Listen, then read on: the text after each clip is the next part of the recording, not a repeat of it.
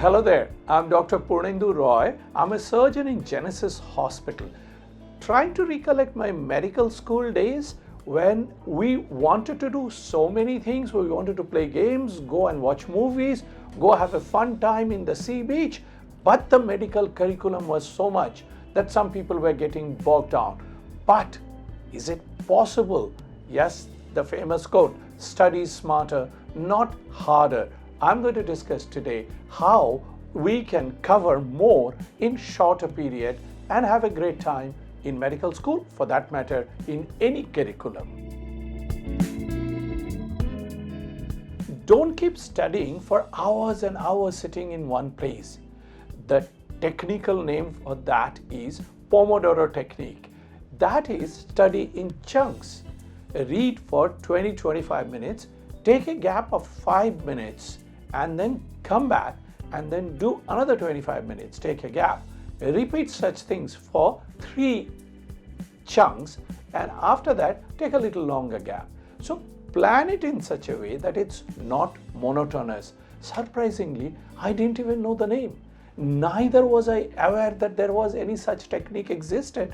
But when I remember my school days, I will sit, we'll do some physics, and then just get up after 15 minutes, go in the corridor, play around with the football, just take my mind off and come back and study again. And my mom was furious. He said, can't you sit in one place steady? Every 10-15 minutes you get up. But now I see that inadvertently I was actually doing the right thing. This time of 25 minutes doesn't have to be accurate. It could be 15 for somebody, it could be 20 for somebody. The moment you realize that you are getting saturated, doesn't matter if you have not finished that particular topic, you take a break. And all researchers have shown that if you take a break half complete, that is, if you get up incomplete with the task, then the Zeigarnik effect come into action in the brain. The brain tends to remember and recapitulate those things which have left half complete much better. Concept. While we are reading, try to form the concept. It's not that you're going on and on and on. Now, what is very important is many of us, we don't try to recapitulate. Like you take a book, you're just going on every page, you're just going on reading, and then sometimes you don't know what you are reading, and sometimes your mind has actually traveled to somewhere else. That's not the way. You read that, and the rule of thumb is 20% time you read and just close your book, try to recapitulate, try to understand the concept, make your own example, and 80% of the time you need to get it stirred up in your brain. Then only it will remain very well in your memory center. It's called spaced repetition. Now, many times before the exam, we take the chemistry book and then we go on reading chemistry morning, afternoon, night. Maybe for 1 or 2 days we are reading chemistry, one topic after the other, and then your brain gets saturated. So what is recommended is you read one concept, change, go to some other chapter or concept, and come back onto this. This repetition has to be done by making some space. So which means that if you're reading physics in the morning, you can read chemistry in the afternoon, read biology in the evening, and come back to physics, whatever chapter you were reading. And this way, retention is much more. Neuroscientists have compared memory with photo album. It's like, we keep taking pictures, we go on holidays, and we continuously paste these pictures in the photo album, turn the page, and then again new pictures, and then turn the page. Now, what is recommended is turn it backwards again, see these pictures. The holiday pictures after 2-3 years, turn them and see them again. This is spaced repetition. Now, if you study something and you're not going back to it, if you're not doing repeated going back to it, then it will start collecting dust and fade away from your memory. Notes. Now, there are people who have this habit that they will keep reading the book. They read several books. Some of the people have this habit of not attending classes. Now, why it is important, and the notes in the class which are taken, the best time to read as soon as you come back.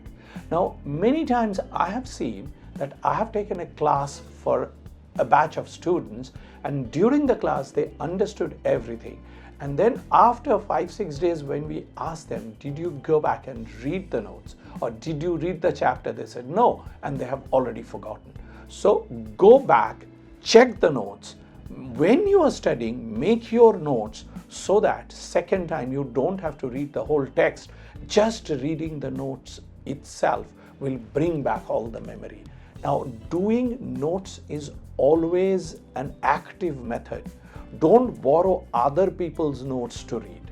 Make your own notes. Imagine yourself that you are a teacher. So when you're studying, it's not just memorizing this. Try and imagine yourself that you have to go and take a class. Sometimes it can also help if 4 or 5 of you decide to join and study as a group. Each person you allocate one chapter, and that person has to teach the rest of the group. And we have seen that when we were training for surgery in medical school, we had to take classes for the undergraduate. In America, in many other places, the senior students have to teach the junior students. Now, teaching actually improves your method of studying, and especially if the batch is interesting, you always start thinking what question they might ask. So while studying, you expect the question and plan your answer, and that's the way to study.